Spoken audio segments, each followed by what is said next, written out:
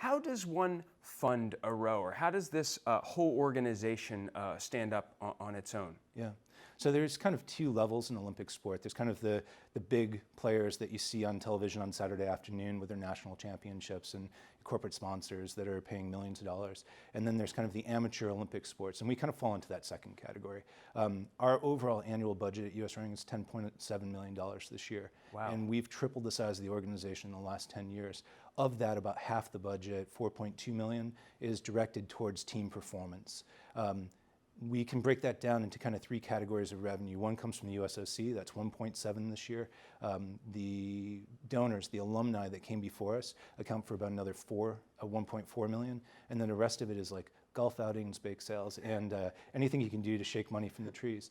And it requires a lot of people giving of themselves. So our athletes come to Princeton, they're staying at people's homes. We have host families that have done this for generations, 2 and 3 Olympians that they've had at their homes. So it's really, I think, what represents America best. It's Americans supporting the Olympic team to the podium.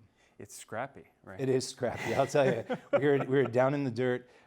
We have a great demographic. All of our athletes have gone to a fantastic university. We're going to get them after many years of rowing in college. They're going to come to us and they're going to spend 4 to 8 years getting ready for an Olympic Games and being able to wear a gold medal at the end of that. That's incredible. Let's talk a little bit about the popularity of rowing. So it's definitely growing in my view, but you tell me, how do you look at this? I mean, you know, you want to be a big, powerful sport, well-funded, all that kind of stuff. How do you look at that popularity as a CEO? The first thing I think about is being responsible to our traditions, but also being responsible to our athletes. So we've had tremendous growth. 20 years ago, there were less than 400 rowing clubs in the United States.